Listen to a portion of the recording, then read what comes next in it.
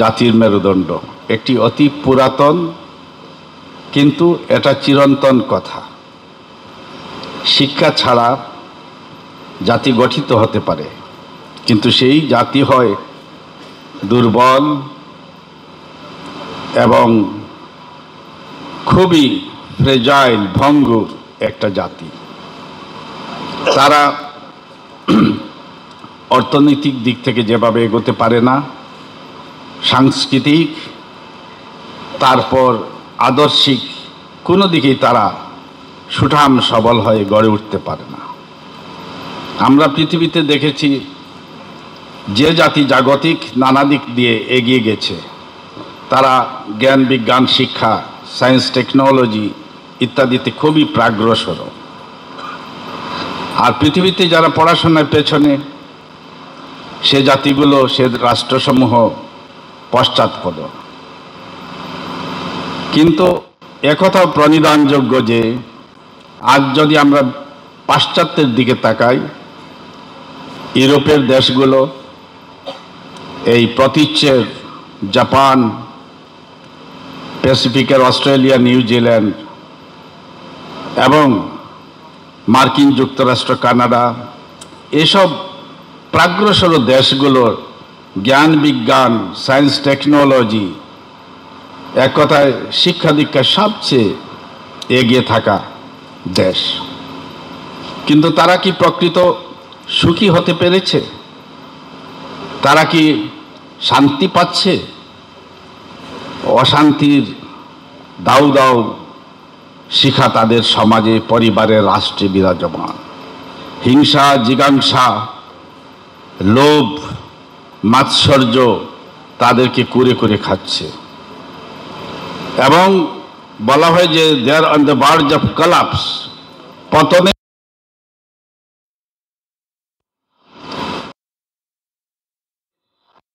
Spaceship পাঠাচ্ছে, তারা spaceship চলে যাচ্ছে এই গ্যালাক্সি সীমানা ছাড়িয়ে, ইনফরমেশন তারা নিয়ে আসছে, তারা সায়েন্স টেকনোলজির অত্যুচ্চ শীর্ষে অবস্থান করছে। কিন্তু তারপরেও তাদের সমাজে, তাদের দেশে হিংসা, জিজ্ঞাসা, হতাশা এবং এক না পাওয়ার হাহাকার বিরাজ করছে। যদি আমরা এটা বিচার করি, তবে আমরা এর কারণটা অনুসন্ধানে তৎপর হব।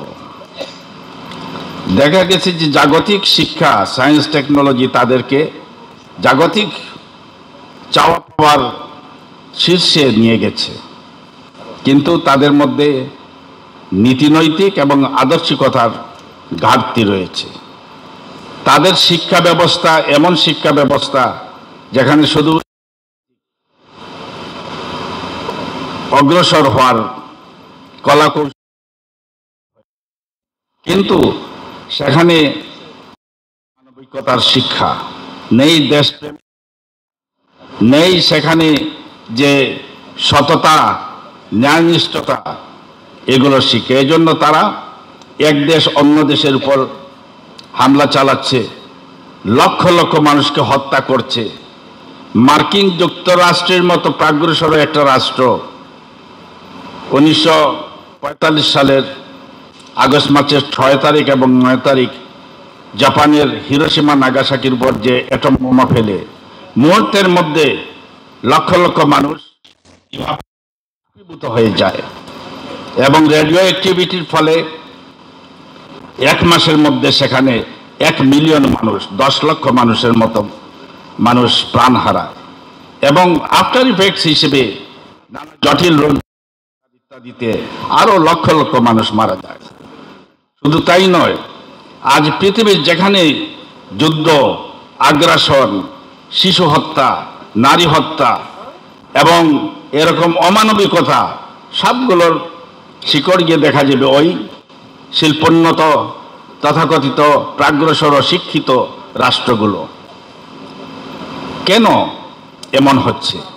কারণ তাদের শিক্ষা ব্যবস্থায় নৈতিকতার ব্যবস্থা নেই, তাদের শিক্ষা ব্যবস্থায় মানবিকতার স্ফুরণ নেই, তাদের শিক্ষা ব্যবস্থায় যে মানুষের মধ্যে যে মনুষ্যত্বের বিকাশ হবে, অনন্তকালে জবাবদিহিতার যে দায়বদ্ধতা, সেগুলো মানুষকে মানুষ করে। যদি আমরা আমাদের স্রষ্টাকে চিনি, যদি আমরা মনে সব ভালো কাজের জন্য ভালো ফল অনন্তকালে পাবো, এ জগতেও পাবো, সমাজ সুন্দর হবে এবং অনন্তকালে আমাদেরকে কঠোর শাস্তি পেতে হবে, এই শিক্ষা কেবলমাত্র ইসলামিক দিনই শিক্ষাই দিতে।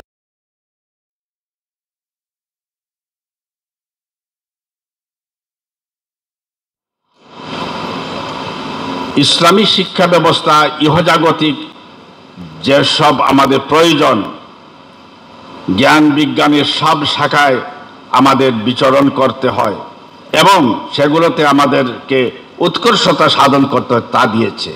একই সঙ্গে ইসলামী শিক্ষা মানবতার বিকাশে সাহায্য করে, আমাদের স্রষ্টা এবং সৃষ্টির মধ্যে সম্পর্ক গড়ে দিতে সাহায্য করে। এজন্য যে ইসলামিক এবং আধুনিক শিক্ষার সমন্বয়ে এক সমন্বিত শিক্ষা ব্যবস্থা মধ্যপ্রাচ্যের দেশগুলোতে এবং আন্দালুসিয়ায় প্রভাব বিস্তার করেছিল। সেজন্য আমরা দেখি যে ইতিহাস ঘাটলে গ্রানাডা, মালাগা, বাগদাদ, কার্তেজ, এমনকি দিল্লি, সব মুসলিম সালতানাতের যেসব দেশগুলো ছিল, ইস্তাম্বুল,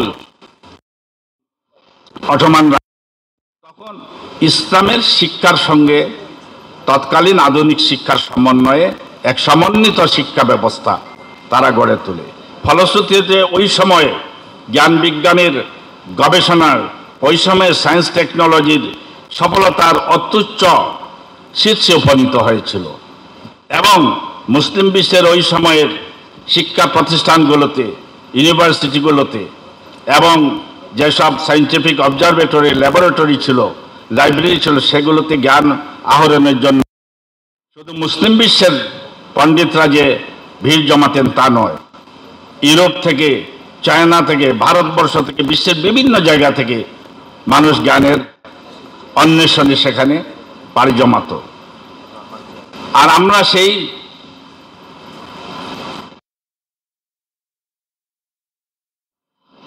সেখানে শিক্ষার সাথে science technology, modern philosophy, history, ওই তৎকালীন মডার্ন সব কিছু সমন্বয় ছিল। আজকের যে মডার্ন জগতে এসেছি, আমরা আরো এগিয়ে যাব সামনে, যদি আমরা নীতি নৈতিকতা আদর্শহীন এক শিক্ষা ব্যবস্থা যেটা চলমান আছে, যেখানে আমাদের দিনকে, বাংলাদেশের প্রেক্ষিতে যদি বলি, 90% মুসলমানের দেশ বাংলাদেশ। স্বাভাবিকভাবে আমাদের সংস্কৃতিতে, আমাদের কৃষ্টিতে, আমাদের পাঠনে